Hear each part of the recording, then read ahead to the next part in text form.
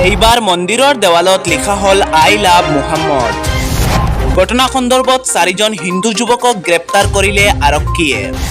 উত্তৰ প্ৰদেশৰ আলিগড়ত সংঘটিত হৈছে এই সাম্প্ৰদায়িক ঘটনা। যোৱা 25 অক্টোবৰ তাৰিখে উত্তৰ প্ৰদেশৰ আলিগড়ৰ লাউদা থানাৰ অন্তৰ্গত 4খনকৈ শিৱ মন্দিৰৰ দেৱালত নিশা লিখি গৈছিল আই লাভ মুহাম্মদ বুলি। এই ঘটনাৰ পিছত উত্তেজিত হৈ পৰিছিল গাঁওখনৰ হিন্দু সমাজ। কিন্তু আৰক্ষীৰ তদন্তত ওলাই আহিছে আন এক চাঞ্চল্যকৰ তথ্য।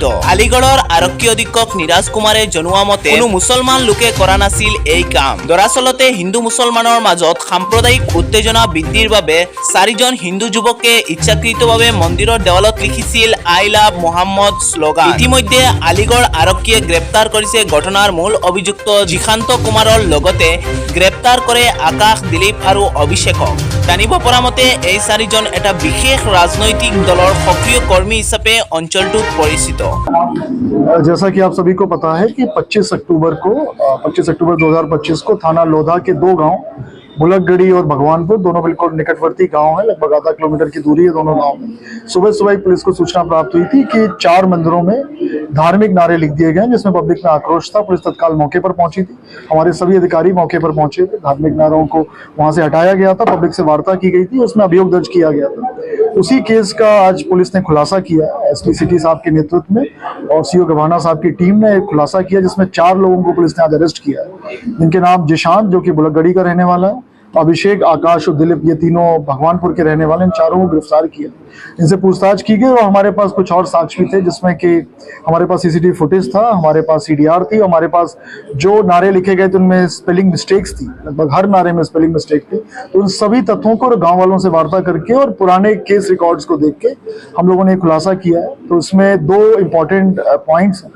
एक पॉइंट है कि जनवरी 2024 में गुल मोहम्मद के परिवार का झगड़ा हुआ था मुकेश के परिवार में, जिसमें पुलिस की ओर से मुकदमा दर्ज किया गया था, जिसमें करीब 15 लोगों के खिलाफ पुलिस ने चार्जशीट लगाई थी। और एक अभी हालिया सितंबर में मुस्तकीम का झगड़ा जिशांत के साथ हुआ था, जिसमें दोनों को चोट आई थी, जिसमें मुकदमा पुलिस की तरफ से दोनों की तरफ से दर्ज किया गया था। पुलिस ने इन्वेस्टिगेशन की थी और दोनों के खिलाफ पुलिस ने चार्जशीट लगाई थी। तो बेसिकली इन चारों का उद्देश्य ये था, जिशांत का उद्देश्य ये था कि जो मुकदमा लिखा गया है मुस्कीम के खिलाफ उसमें फैसला हो जाए। और इसमें इनका साथ इन चारों के अलावा राहुल ने भी दिया था, क्योंकि राहुल का प्रॉपर्टी डिस्प्यूट, राहुल के फादर का प्रॉपर्टी डिस्प्यूट गुल मोहम्मद से चल रहा था, जो कि भगवानपुर में वो मकान स्थित है। और उसी मकान में मकान के पास ही ये मंदिर स्थित है, जिस मंदिर पे ये धार्मिक नारे लिखे गए थे। इनका मानना ये था कि धार्मिक नारा लिखने से पुलिस तत्काल कार्रवाई करके इनके विरोधियों को गिरफ्तार कर लेगी, जिससे इनके जो व्यक्तिगत स्वार्थ हैं उनका वो सिद्ध होगा। अभी तक हमारी इन्वेस्टिगेशन में उनके खिलाफ कोई भी एविडेंस नहीं आया, तो अभी तक उनको पूरी तरह से निर्दोष हैं। अगर कोई नया तथ्य संज्ञान में आता है तो आगे देखा जाएगा, फिलहाल एज ऑफ टुडे वो निर्दोष है।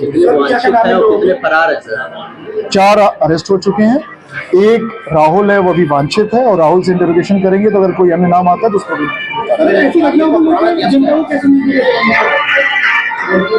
ऐसी घटनाओं को लेके अगेन मैं उस गांव गया था जब बुलकगढ़ी और भगवानपुर गया था। गांव वालों से वार्ता की गई तो गांव वालों ने बहुत ही ज्यादा विश्वास पुलिस पे दिखाया था।